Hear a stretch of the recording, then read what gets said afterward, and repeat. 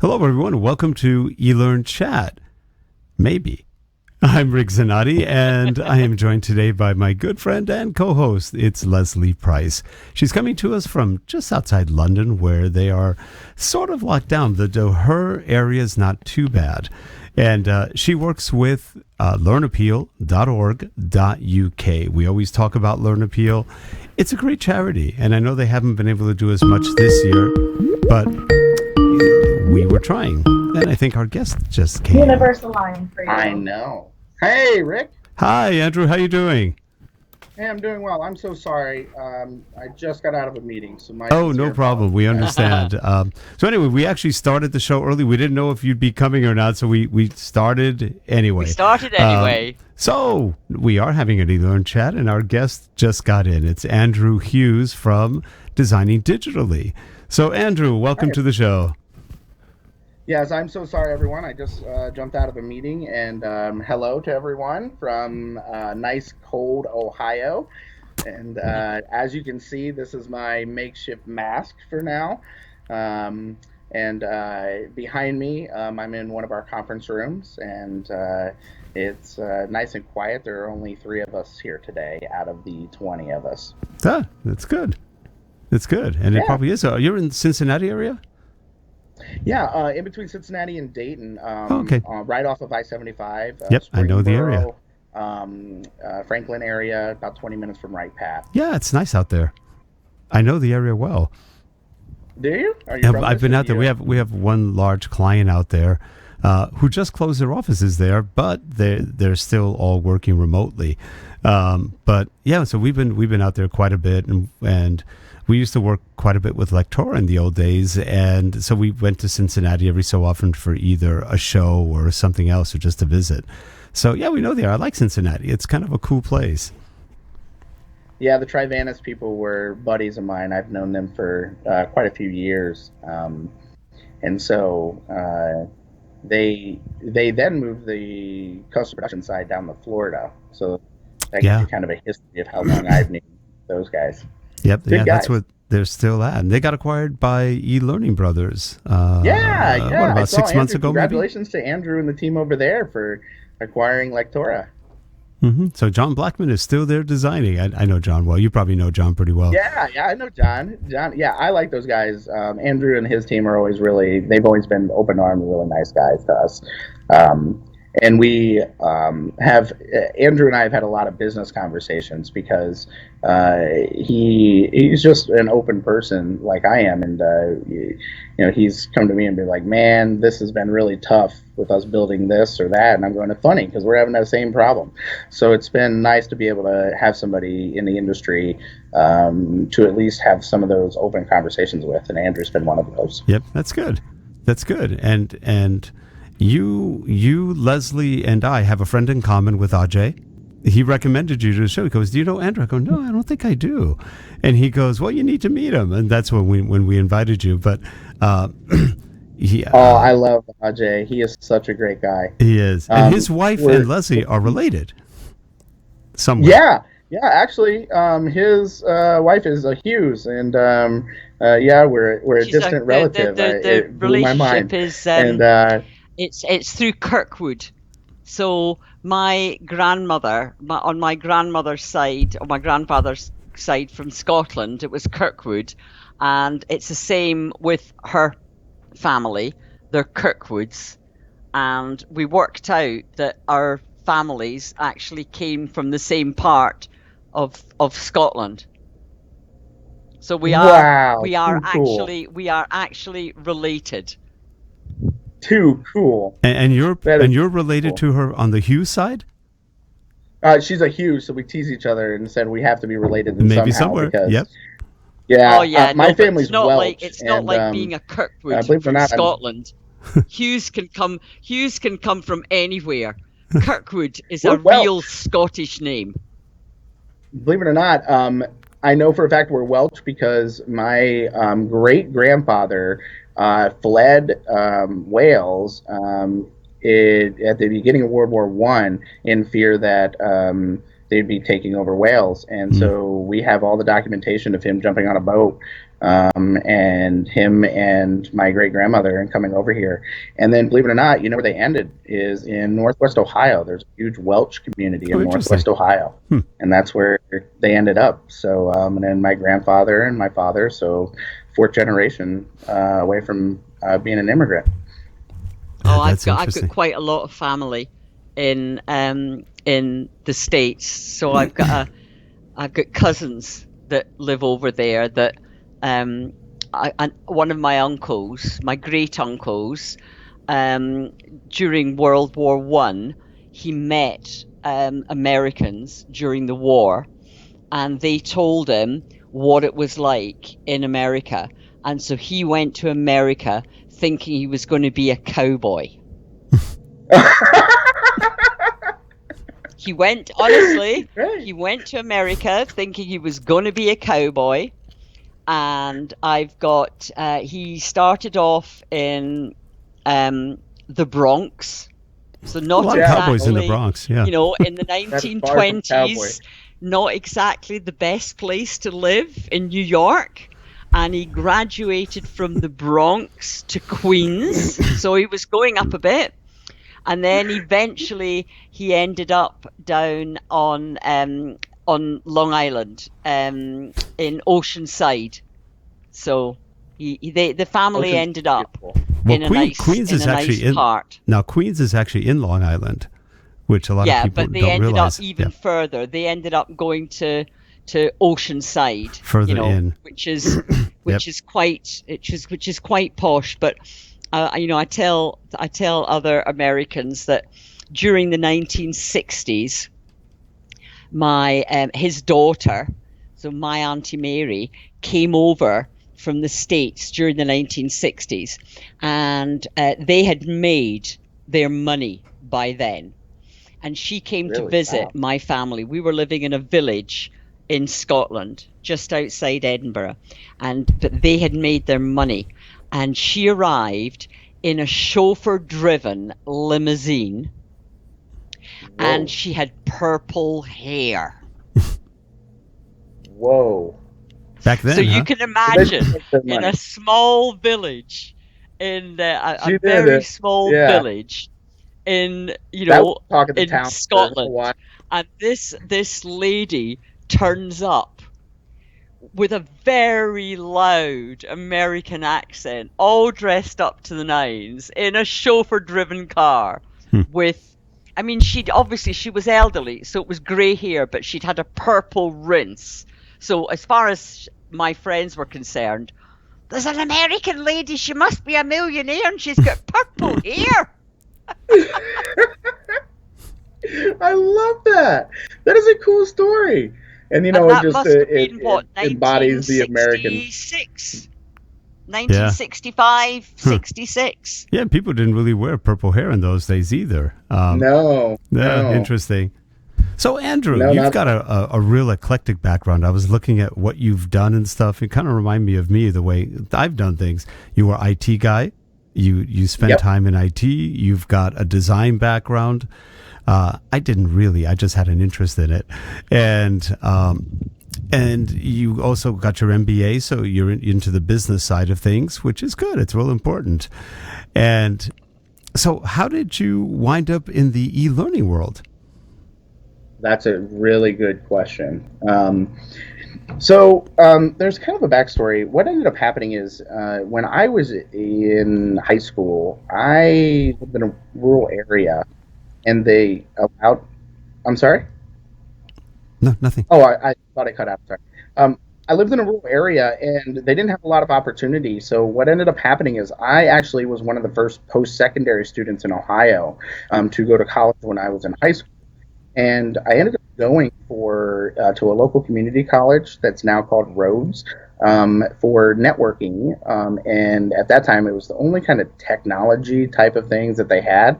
And while there doing the networking, I actually helped set up at our local telephone company the high-speed, or at that point, dial-up internet, where we leased a T1 line into a computer. And I think I had like 30 modems connected, and we were all sharing that one T1 line. And everybody would dial in to a number. and basically set up the internet there. And the county superintendent of the educational service centers and some of the state people had gotten wind that this kid did this, and I actually left the telephone company and worked for the educational service center, where I did tech coordinating for 9 district schools, and I was building things in like JavaScript and HTML5 or HTML at that point, Authorware. Director had just come out, and then serving the county schools. And at the same time, because of that, since I was doing that for about 5 or 6 years, I knew I wanted to do something in interactive media, and I really wanted to do like 3D animation. But when I went to undergrad, after completing the network degree, I graduated from high school and my associate's degree at the same time. And then I went to Bowling Green State University, where I walked in as a junior. So I wanted to do interactive media, and I realized college is awesome. Why would I want to leave in 2 years if I could stay for 4? So I double majored in graphic and interactive media. And before I graduated, I was hired by Applied Learning Labs in Northwest Ohio. And all I did was develop out e-learning, like Athena, Echelon, Procter and Gamble, and it was all because they made these really, really cool orientation maps. They're one of the map companies that will come in and make you a custom map about how to onboard people at, Wellstar Health or something like that. And what they needed is they didn't have anybody to actually build out the e-learning, and Flash 1 was at that time. And I happened to show a bunch of people Flash 1, but in college, and I went back home and did a workshop for a bunch of kids and showed them Flash 1 and what you could do with it and how you can animate with it. And this so happens when I did that fun workshop, just volunteered, there was a state director of the Department of Education was there standing in the back. And so what happened is, after undergrad, I was working at Applied Learning Labs. I left there and moved to Cincinnati and started working at ThinkPath, which I was a contractor for General Electric. So all I did is work at the GE turbine engine plant for a couple of years, building out training with engineers right when the GE 90 came out. So at that time, we were using HTML and JavaScript to develop out all the e-learning and AICC coding and, all that good stuff. And what happened is I wanted to work for GE directly, and I went to my boss and asked about that. And the following day I was asked to come back in and sign a non-compete, and I said I don't sign non-competes.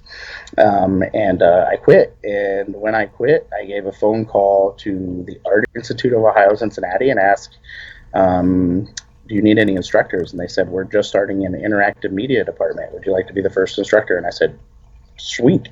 And then I called that my mentor, which is Scott Waltower. He's been like a second father to me my whole life, and explained the situation. And he said, you're not going to believe this. The guy that was standing in the back of watching you do Flash 1 just won a $15 million grant to do games for kids. I think you should give him a call. Huh. And so I called him, and he just so happens to be from my hometown too, which is a very, very small town. And he's made something big of himself, and he's Dr. Tim Best. And he said, what are you doing for the next 5 years? And I said, I don't know. And he said, come join me. And I joined him as independent consultant. And what we did is we're building curriculum and training for all over the United States for kids in K through 12. And we did our first year and had to go back to the Department of Education for an evaluation. When we did, they loved it, and they said, we need 10 times more. And I went, I can't do that. And so my Dr. Best said, you probably need to start a company and mass produce these for us. And that's how Designing Digitally got started. And on top of that, I work for Higher Learning Commission doing curriculum evaluations, and I teach at the University of Cincinnati in the Business Law Tech Department. That's great. And so I run Designing Digitally. And that's a great story. The long time. So sorry. Yeah. No, don't worry. I'm also, by background, I'm actually also a teacher. So I started. I worked in marketing. and then then had children, and I wanted to go back to work. I'd worked in marketing and running businesses and running, I was senior office manager, so I'd done all that. And I wanted to do something when my daughter was 9 months old, and I saw an advert in the local paper where the local community college were looking for people who had experience in the workplace to go in and teach in marketing, business, and economics. So that's when I started, and I started doing that, in 1985? When technology was just beginning then. I'd already operated a computer. I first operated a computer back in 1974, 1975. But we were using these great big laser discs in the 1980s. And then in the 1990s, the internet was invented. And so at the college I was at, got a connection to the internet very, very, very, very quickly. And so I then started using it. I learned to create e-learning and started using it with my students, and then kept going and banging on the principal's door and saying, why isn't everybody doing this? Why isn't everybody doing this? Everybody should be doing it. Until eventually said, oh, for goodness sake, okay, go and be on the strategy group. And then I kept going back, banging on his door saying, but the strategy group aren't doing enough. He said, okay, right, you run it. You just run it. So you just do it. So yeah, I did. And then I ended up not only running it for the college, I ended up running it for the area, what you would call a state, we call, a number of different counties. So I ran it in the East Midlands area, and then eventually after that, I then went and advised government. So my job was then to advise government. And I love hearing your story, because what I just heard is you are a go-getter, and your bosses acknowledged that over the years. Yeah. Yeah. And I love to hear that, because as we continue down the route of training children to become, workers in society, I think it's our responsibility to instill that discipline in them too. And sometimes it can be very hard. Yeah, there's a right way to do it and there's a wrong way to do it. And one of the things that certainly the principal of the community college told me was that if I was going to run this in the college, it had to be done properly. And if it was going to be done properly, it would mean that I had to give up my teaching, because my job would then be to train the teachers. So I'd be training the trainers, if that makes sense. There's something about being in the classroom, though, and I state that because my passion has always been educating, and that's back to Rick. I find it enjoying to see a connection happen in someone's brain, where you see the synapses here and neurons connect, and something that I got it. That's always been a joy to me. The light bulb moment. Mm-hmm. Yeah, I also like entertaining. So my classes were always just a high energy and a lot of fun, because I don't know, I've always been that way. My mom was always like, "Could you stop dancing? Could you stop goofing off?" So something I've always liked to do, I guess. It's interesting because do you have any children? I do have a 6-year-old and a 2-year-old. And so, to give you guys an idea, I waited as long as I could to have children. I put that off as long as possible. And it's nothing against my kids. I love my kids. But one of the things that I realize as a human being is that the older you get, the more emotionally intelligent and financially sound you are. And so my wife and I made the structured decision to wait as long as we could. But now, having a 6-year-old and a 2-year-old, I'm pretty exhausted. No. The reason I ask is because my daughter is a primary school teacher. Oh, and I'm sure it's one of these things that gets in the blood. Yeah, it is. I love little kids like that, as long as I don't have to put them to bed. I love little kids. That whole fight to bed thing. Can you imagine having 37-year-olds in a class every day? Because that's what my daughter teaches. Not a cat in hell's chance would I do it. Okay, so this is one thing that I did observe, and this is an observation of life about education and about the demographics of kids, okay? I had the opportunity to do some substitute teaching at the K through 12 side. I've had the opportunity in my career to teach at the higher ed side. And then I also, back in the town that I'm from for 15 years, I did a technology camp for middle school kids. That's what I was saying about going back. And here's what I've learned for anybody that can relate.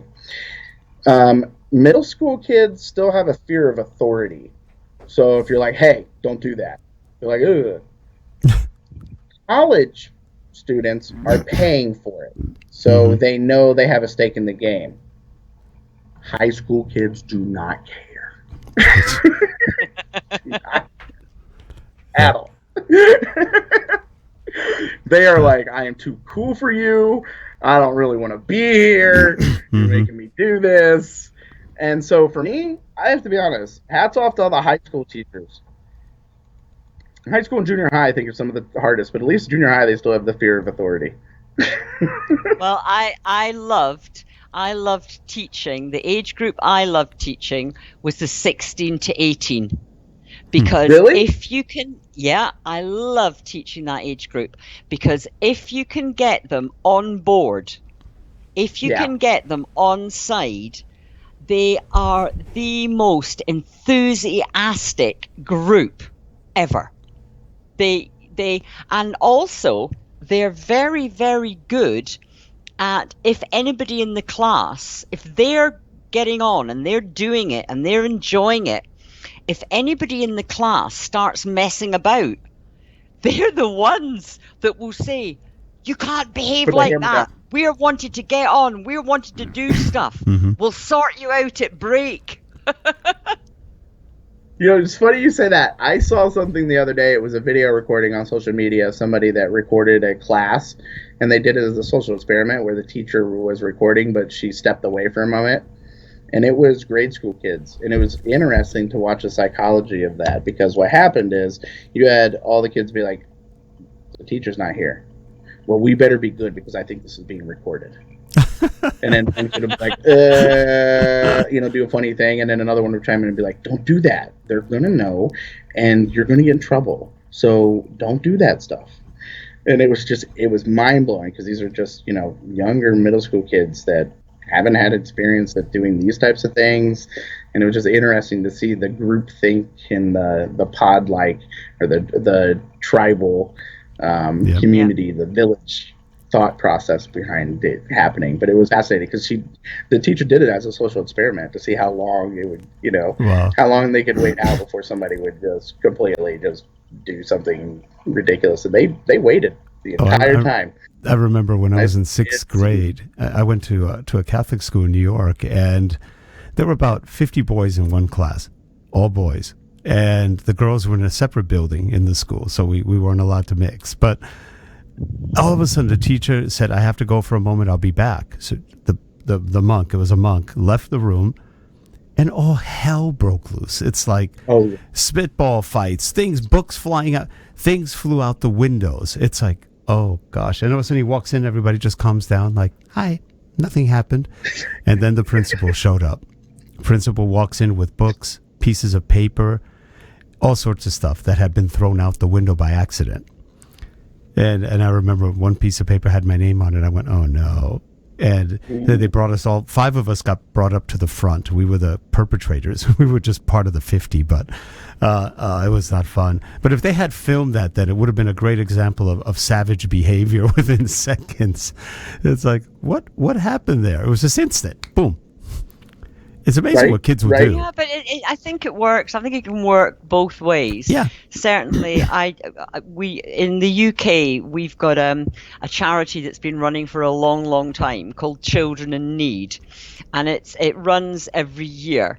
And there's programs on the TV and all kinds of fundraising. It's a national thing for, children who are not well off. And I used to get, because I ran this, business, marketing, whatever, I used to get the students in my class to do something for children in need.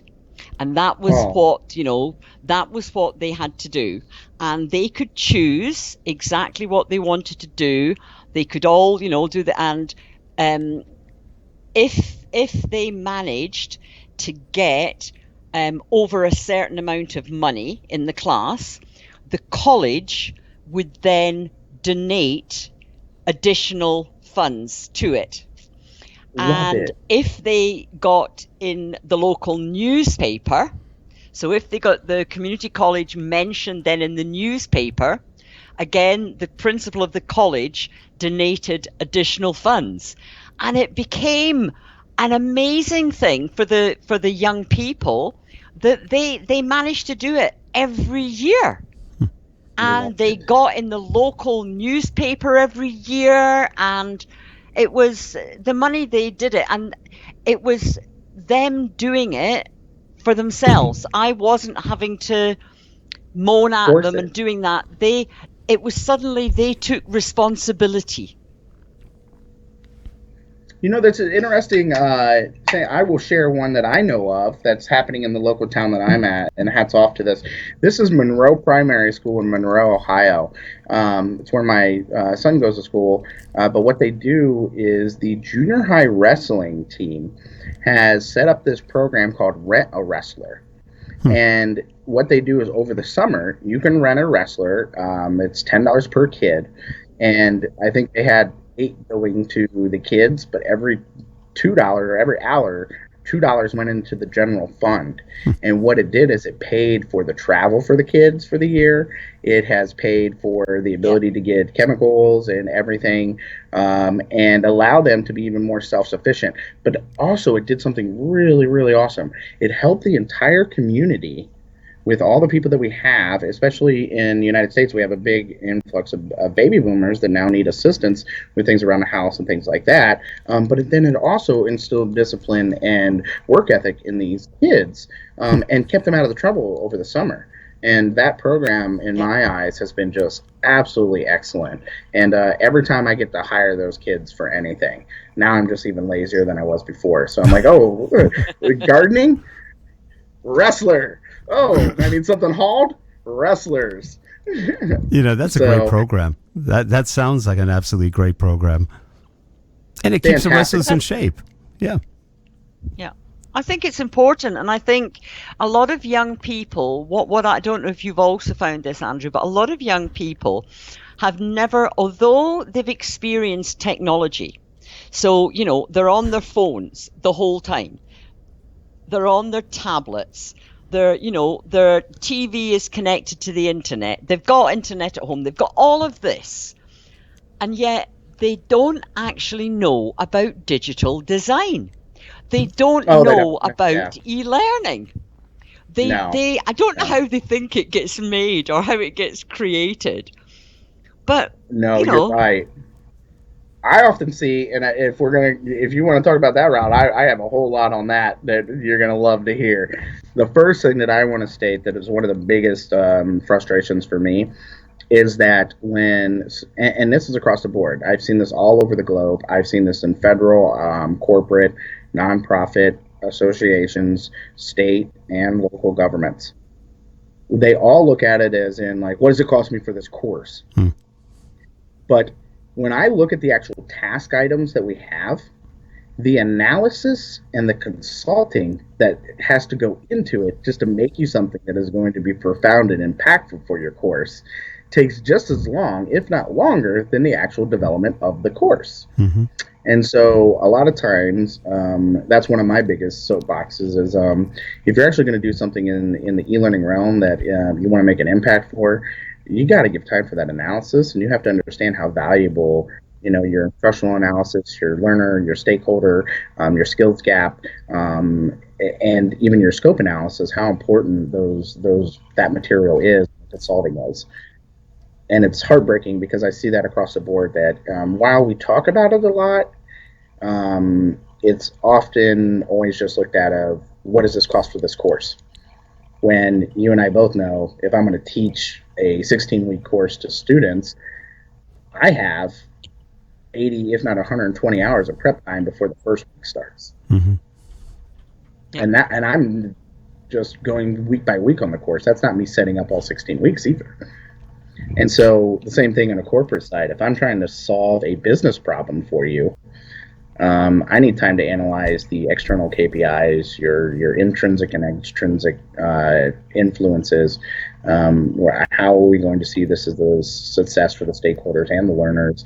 And then how are we going to be able to have the opportunity to track this and be able to prove that with the Kirkpatrick model to you? Yeah. Or are we just... How do you measure it exactly? Yeah. How do you measure it afterwards? So it's not just the measurement before, it's the measurement afterwards. And it's not, Rick had this up on both on LinkedIn and on Twitter, because with me, my saying is, if you're measuring bums on seats, you're measuring the wrong end of the learner.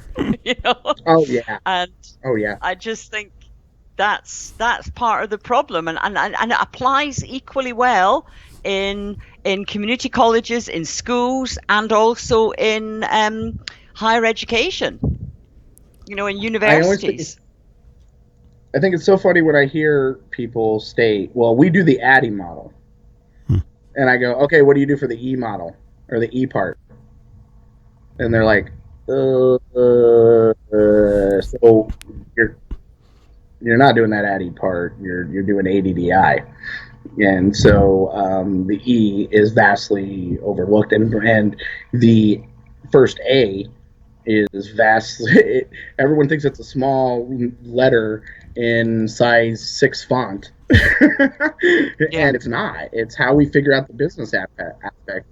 And even if let's say like you were talking about, Rick, with a client, let's say that client's already started an analysis and kind of has a sense of that. What I often tell them is, look, we've all been in a bad relationship in our lives, and we might not have known that was a bad relationship, and our friends knew it, and they might have hinted towards it, but you didn't listen to them, and you had to work through that bad relationship until you realize what a good relationship is. In that same situation, we're able to give an outside point of view. So a lot of times we hear from people, I already have my storyboard ready, which is just their PowerPoint presentation. It's not an actual storyboard. Or we did an analysis, and this was our results, and this is what we want to train on, not the results of the feedback from an actual doing the listening sessions or doing survey pieces or actually, doing the investigation.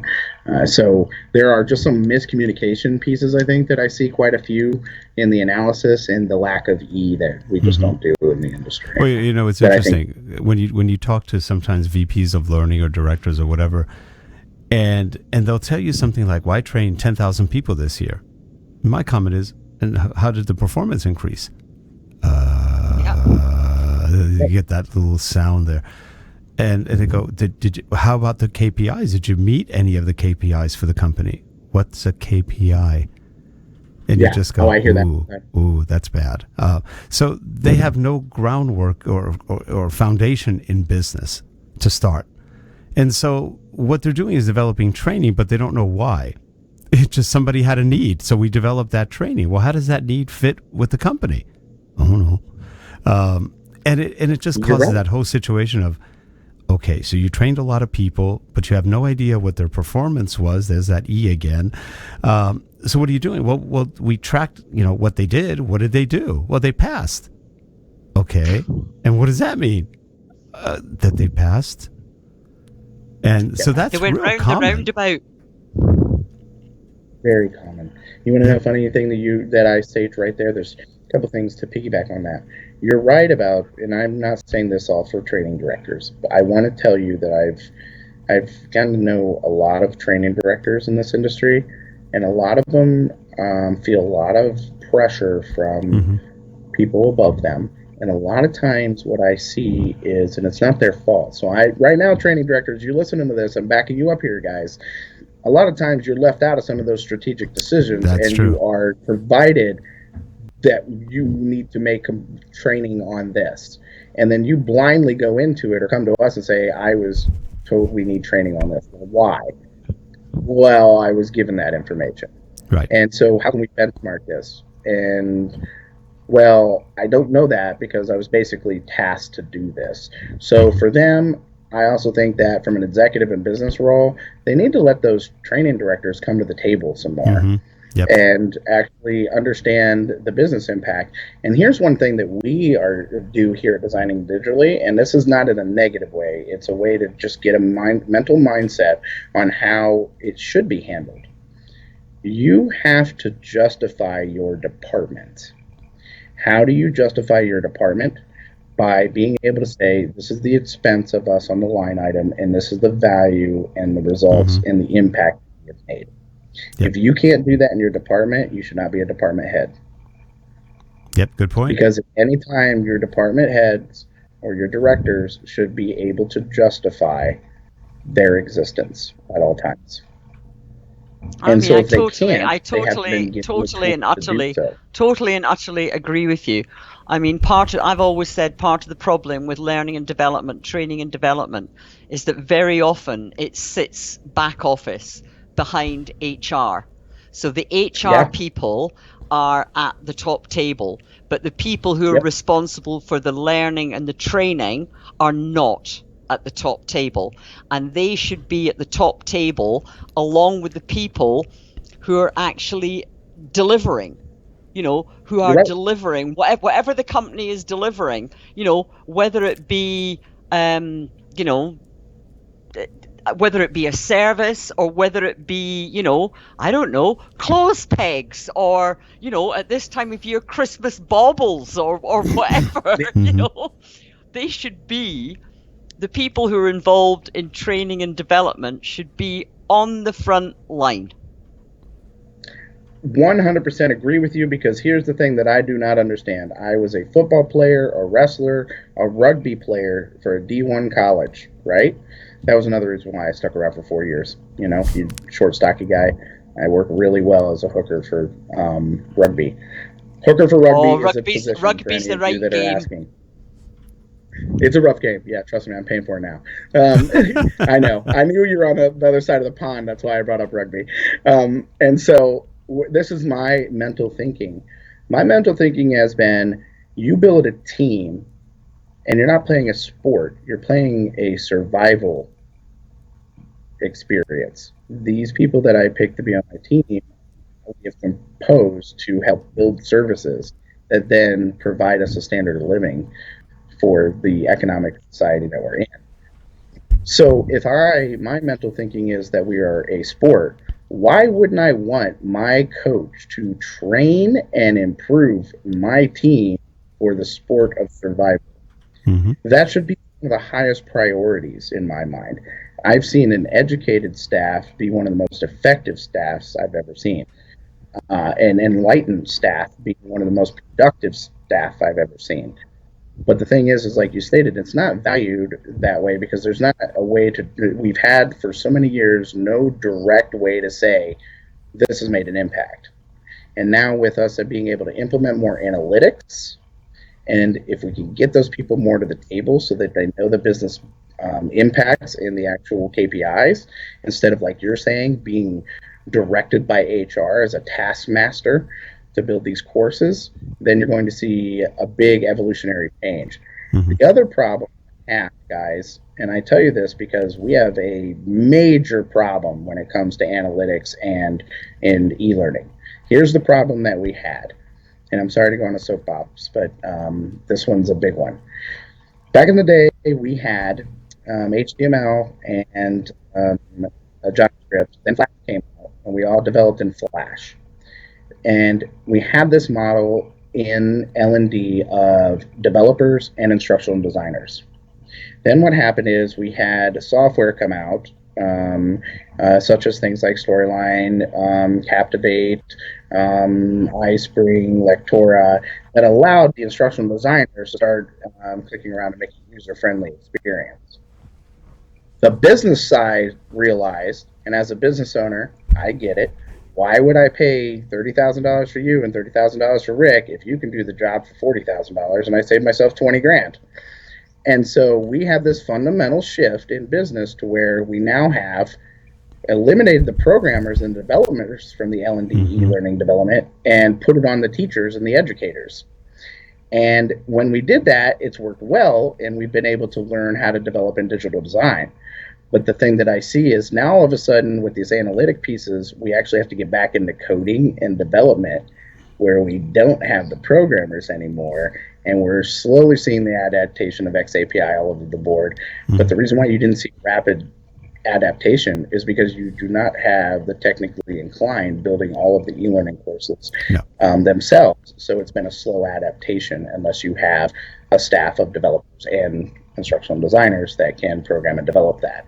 And we eliminated that in the industry, and we slowly did that to ourselves. And now what I see are a bunch of instructional designers that are underpaid, underprivileged, and are now the writers, the analysis people, and the developers of the courses, in which why we have such a hard time with implementation of XAPI and things like that, because you got to do a lot of coding. And granted, you can hit the export out with XAPI coding on it on the two programs, but you're just going to see what they clicked on and just give you default statements. If you actually want to be able to show KPI data or track them by competency, then you actually have to do some coding. And it's something that has been developed above the technical aptitude of the people that we've kind of forced into building these user-friendly e-learning modules. And with that, we are pretty much out of time. But I'm sorry, guys. That leaves you some food for thought. And Andrew, we'd love to have you back on and get a little bit more into this, because we talked a lot today, but we didn't get a lot into the meat and matters of what you're doing and stuff like that. It'd be more than fun to hear about that. And I think we all have really strong opinions of exactly what you said today. You've got you're preaching to the choir with us, but believe me, that's something that is a big issue out there. And boy, is it a big issue. So I would love to have you back on. If you're willing to come, you're always invited. I would be absolutely honored, and I promise I will not be late. That's I'm fine. very sorry for happens. that. Me, and I do want to say to both of you, you guys have been fantastic. Thank you both for doing this. It's great I love having conversations with people in the industry. Sorry to go on a couple of soapboxes, but I could see just the passion that you guys have and the reactions you guys have to some of the things I said. I think we all kind of feel that same way. And I don't have the answers to those problems. I'm just acknowledging that we have some problems. Yep. Yeah, the answers are tough. But anyway, no, we definitely appreciate you coming on, and thank you for the compliment, and kudos to you too. You've done some great work and some really interesting stuff. So for all you folks watching, we have Andrew's information below. You can get a hold of him, contact him. This is right now currently live on LinkedIn, so we will also be uploading it later to LinkedIn again. It's also going up on YouTube, and it was live at the same time on Facebook. So Andrew's information will be below. You can get a hold of him. Have a good one, everyone. And this is our last show of the season. So, actually, we have one more show on Friday, which is kind of a special interview that with a voiceover talent we know that does a lot of work with us. But so basically, this is our last normal show of the season, and we wish you guys happy holidays, Merry Christmas, whatever, just happy holidays. Enjoy yourselves. And let's hope 2021 removes some of the insanity 2020 brought to us. Have a good one, everyone. Thanks. Bye-bye. Yeah. Bye, everybody. Everyone. Thank you. Happy Christmas. Bye.